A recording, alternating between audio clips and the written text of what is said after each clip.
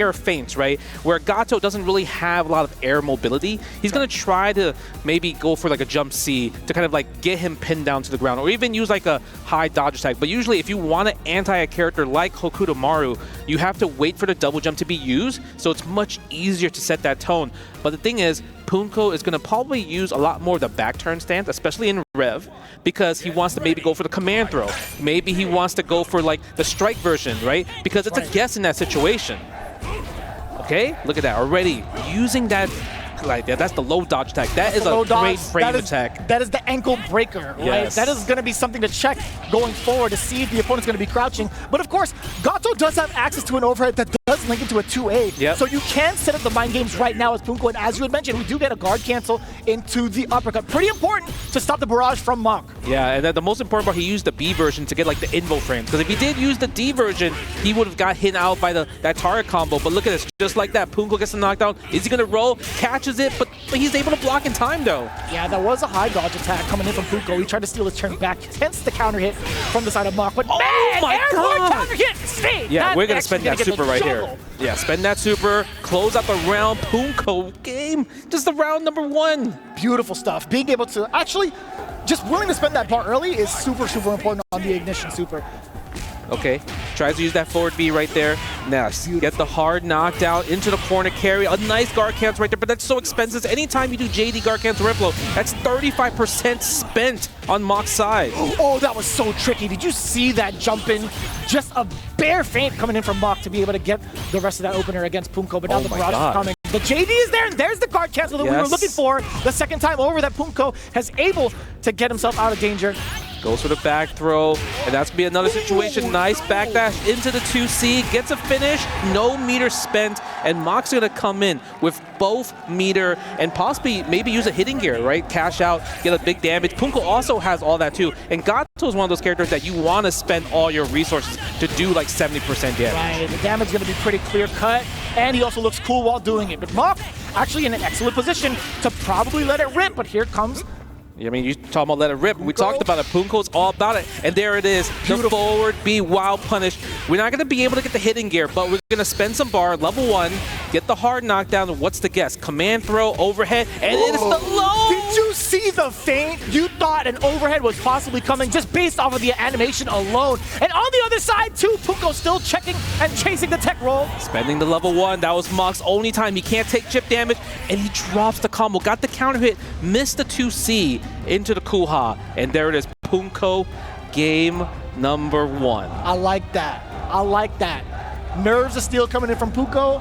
He had the game plan ready. He's willing to execute it. He's doing very well on both offense and defense, but he tried to go for the stance. He tried to get the grab. It was MOK who was airborne, getting himself the big opener. Now empty jump low yet again. Poongko, there was a counter hit on the side, so he was pressing buttons upon wake up. Ooh, there it is. Yes, letting it rip. Waiting for the feint. Waiting for the situation where you're able to anti-air the character. And there's it. There he used the back turn stance to try to maybe catch him from jumping. And listen, you know, -2 is just a number. Sometimes it's okay. You know, negativity is a state of mind. Yes. You gotta stay plus. But the thing about MOK, what he's really good at, anytime he's getting these hard knockdowns, he has setups like safe jumps, meaty setups, right? Things where you're like, I dare you to press a button afterwards because it's still gonna be my turn.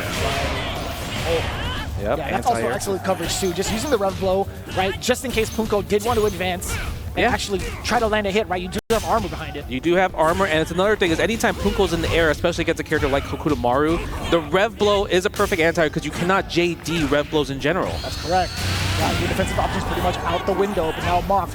Safe jump. Safe jump, and also a big, heavy punish on the way down. He's at 94.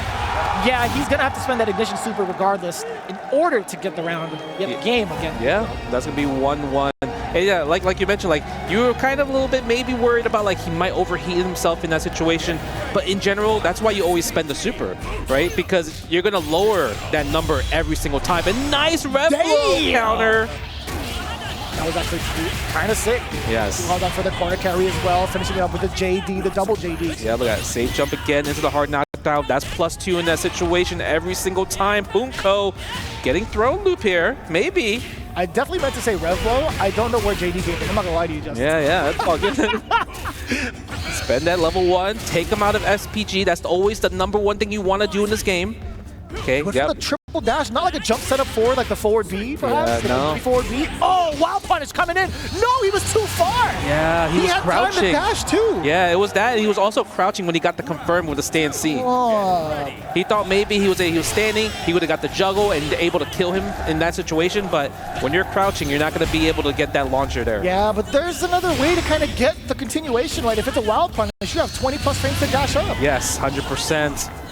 Oh, misses the throw attempt. Try to trick him out because every time it was a safe jump and you're able to combo that overhead like you mentioned.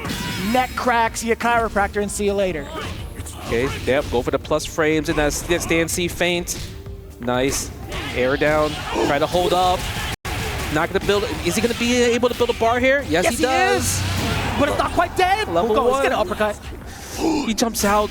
Nice, forward That B. was sick. Oh, again, he held up. MOK was able to realize, because that's the one thing, even though you have a command throws are like super strong in this game, but it's also one of those things where you're like, I could smell when you want that command throw, especially Rev command throw, a character that every time you have Rev command throw, you can combo afterwards, right? That's the only way you could have lost in that situation. Yo, but he be smelling it the entire game. So yes, like, he has. He has been holding North the entire time and calling it right against Poongko. So it's going to be like another question we're going to ask. When is Poongko going to be able to land that command grab? And will he even need to? See, that's the struggle, because earlier when he tried to fake the command throw and go for the C version, the strike version, MOK did not jump.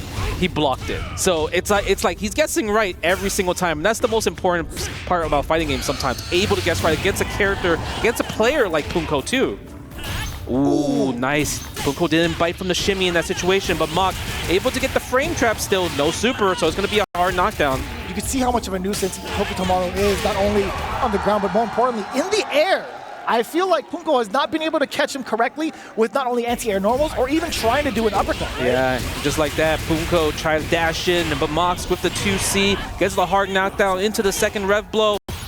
Okay, you gotta be careful. Don't get hit by the stand D, but gets hit by the rev blow again. MOK, next combo will win. And it's coming in for the low ignition all the way to the finish line. Just like that, 2 low Bs into the super. Moving on to the winner's side. And look at that right there. Team Falcons own the flags, the crowd, they're all cheering because even though you have 2 players in the lower bracket, 2 players are also 1 match away to go into that top 8 for Saturday.